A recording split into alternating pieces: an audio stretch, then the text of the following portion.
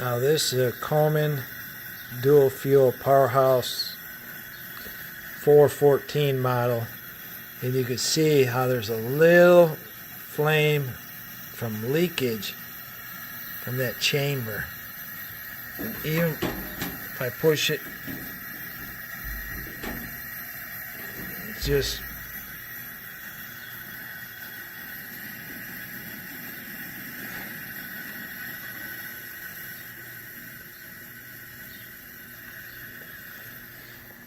not right.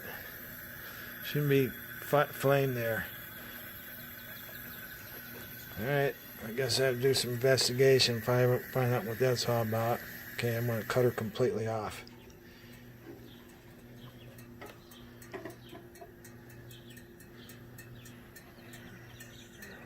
A little bit there. I guess I can just blow that out, huh? Yeah. Shouldn't have a flame though there when it's running. Alright, to the next episode.